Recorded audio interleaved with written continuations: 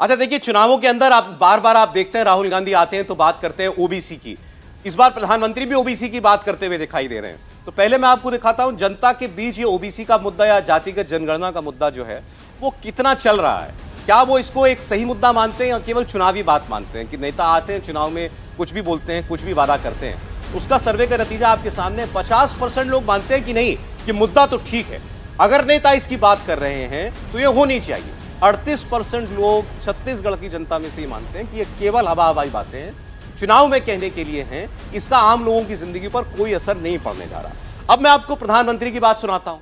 राहुल गांधी हमेशा ये कहते हैं कि इस सरकार में या मोदी सरकार में ओबीसी का ख्याल नहीं रखा जाता, ओबीसी हाशिए के ऊपर है और हम जब भी सत्ता में आएंगे हम पूरे देश के अंदर जातिगत जनगणना कराएंगे।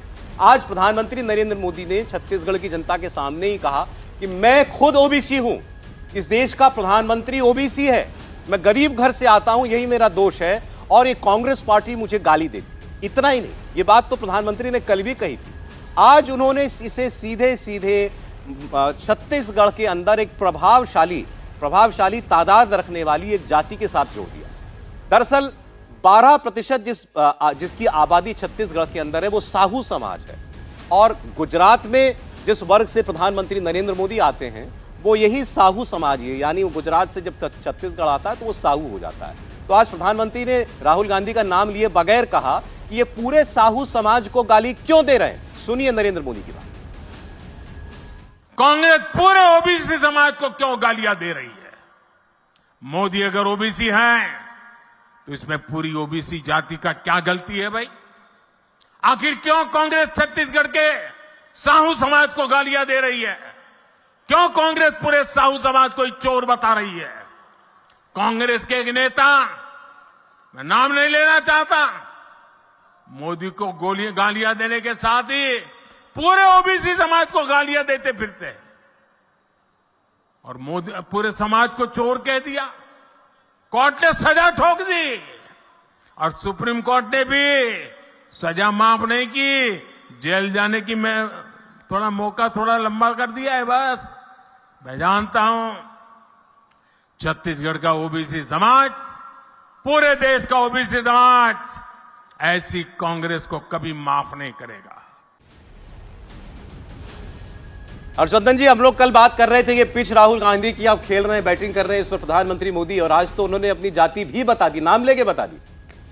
देखिए, मुझे लगता है कि जब भी ओबीसी की चर्चा होगी तो अगर लालू प्रसाद यादव करें, तेजस्वी जी करें, अभी अखिलेश जी करें, तो उन लोगों को तो लाभ फिर भी हो सकता है। क्यों हो सकता है? क्योंकि लोकसभा चुनाव में नरेंद्र मोदी के चेहरे पर यादव भी भाग जाता है।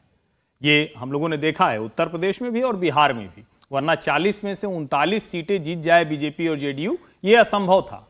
लेकिन राहुल गांधी अगर ये कहते हैं तो दो चीजें हैं। एक तो बैगेज उनके ऊपर बहुत भारी है, जितना ओबीसी का विरोध, ओबीसी को आरक्षण देने से लेकर, मंडल आयोग लागू करने से लेकर, इंदिरा गांधी जी का, राजीव गांधी जी का और सोनिया जी के समय में भी, सोनिया जी जब एनएसी की चेयरपर्सन थी, एक तरह से सुपर प्राइम मिनिस्टर थी, तब भी नहीं हो पाया।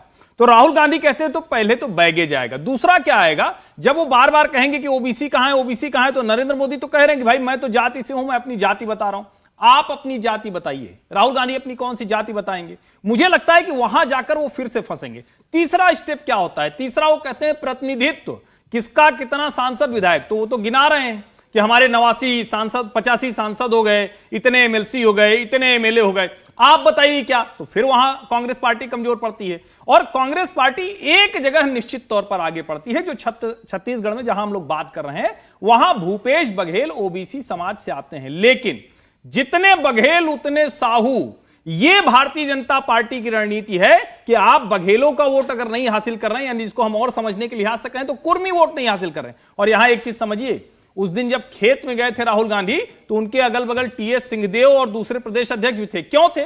आप सरगुजा का जो दिखा रहे हैं उसी राजवंश से आते हैं टीएस सिंहदेव, और टीएस सिंहदेव को कहा गया था कि 2.5 साल मुख्यमंत्री बनाएंगे।